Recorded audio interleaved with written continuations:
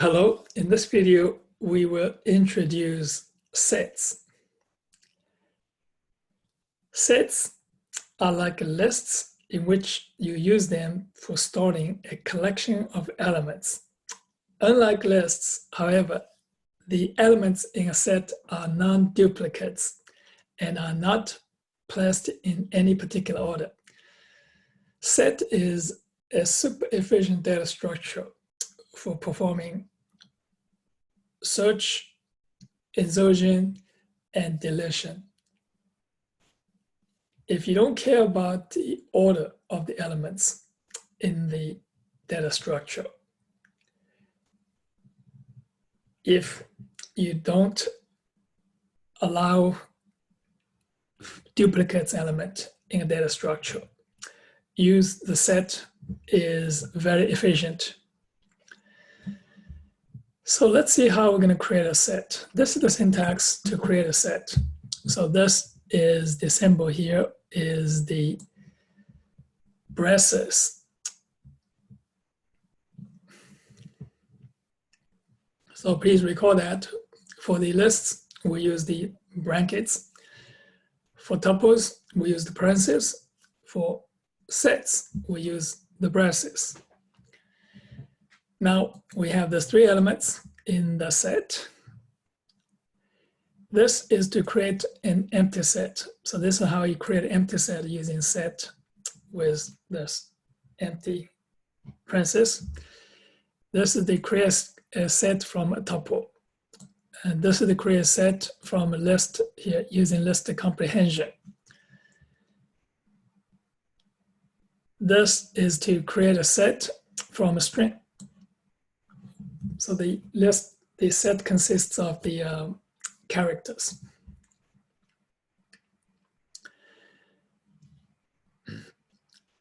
Now let's see how we manipulate and accessing the elements in the set.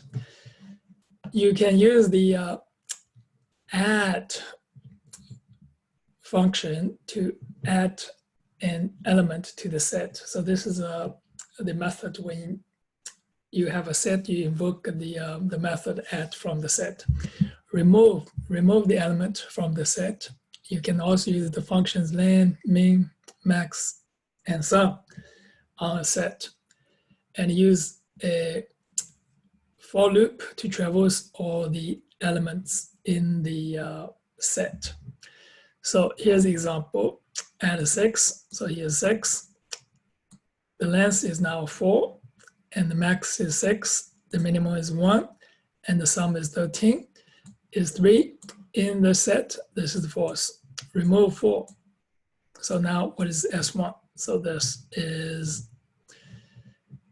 4 is removed. So that's, now what happens when you use remove and the element does not exist in the set? So this will cause an error. So this is through key error. And the element is not in the set. Now you can also use this discard method to remove the element. Discard is the same as remove, except that no error will be thrown if the element is not in the set. Now let's look at the subset and superset. A set S1 is a subset of S2 if every element in S1 is also in S2. You can use S1 that is subset S2 method to determine whether S1 is a subset of S2. So for example here, this is S1, this is S2. S1 dot is subset S2, that is true. A set S1 is a superset of set S2 if every element in S2 is also in S1. So this S1 is a superset of S2. You can use this is superset method to determine that's the case. Here, let's look at S1 as this. S2 is a superset of S1. So let's look at S2 is a superset of S1, and so the answer is true now. Equality test. You can use the equals and not equals operator to test if two sets contain the same elements. For example, I have this is S1, this is S2. They contain the same elements, may not in exactly the same order. So please remember that the order really doesn't matter in a set. That's just how you write it, but internally they're the same. So you can also use the relational operators, greater than, equal to, less than or equal to. So this is less than S1, less than S2 means S1 is a proper subset of S2. So what is a proper subset? Proper subset is this. If S1 is a proper subset of S2, every element in S1 is also in S2, and at least one element in S2 is not in S1. So that is called a proper subset.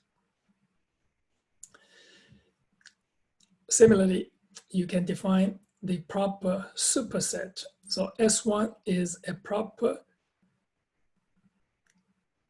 subset of S2. Now we can say that S2 is a proper superset of S1. Now this less than or equal to, this symbol here, S1 is less than or equal to S2 means here, this returns true if S1 is just a subset of S2. So please note that the relational operators here is actually to compare these two sets, whether they are a subset or a superset, or whether they are proper subset or a proper superset. Now let's look at the set operations: union, intersection, difference, and symmetric difference. The union is, so there's all the elements combined together, but removing the duplicates. So this is 1, 2, 4, 1, 3, 4. So 1 is duplicated only one time appearing in the result. So this is S1 dot union S2. And you're going to add all the elements in S2 into S1. You can use this dot union or equivalently using this symbol here, using this operator, or S1 or S2. So this is the result.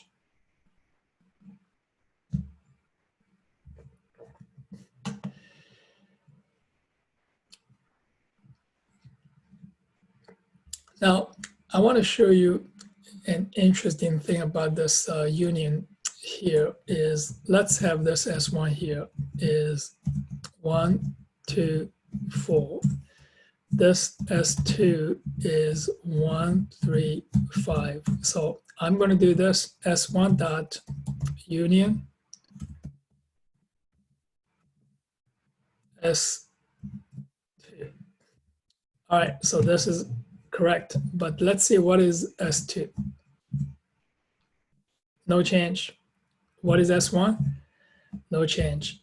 So what happens is this.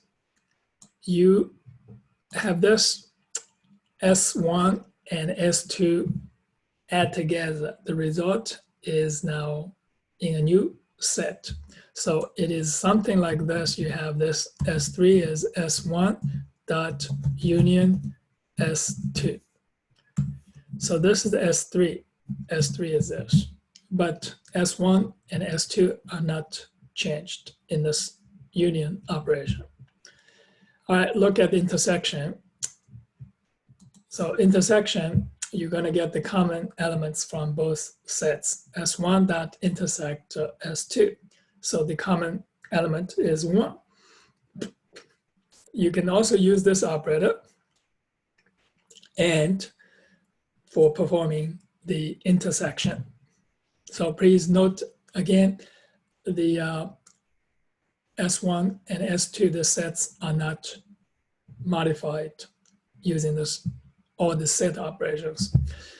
So look at the difference. Difference is this: you have S1, S2, so you're going to remove all the elements in S2 from S1. So now this is 1 is removed, so remaining is 2, 3. So the result of this S1 dot difference S2 is 2, 4. You can use the minus operator for the difference. Symmetric difference is also called exclusive OR, 2 sets. So this is set S1 and S2. Exclusive OR is, and you will get the elements, they are not in both sets at the same time. So this is 1 in the both sets same time, they're excluded from the result. So 2, 4, 3, 5 are fine. So that's symmetric difference. And you can use the this is the operator for the symmetric difference. So let's put all this together to this test program. You have this is set 1, set 2. So you're going to print is read in set 1. So this is using this in operator, or you say not in. So this is fine. And is then not in. Length is, so that's the length, max, min, sum, and this is you get the union. So you can use this operator, or, and the difference is minus, and this is intersection is the %, and this is the exclusive OR using this operator. And that is, so now you can get a list from a set. So using this list here. And so this is to test if this sets have the same contents. So add yellow, and this is to print now set 1 now, the new set 1, and remove yellow from set 1. So this is all.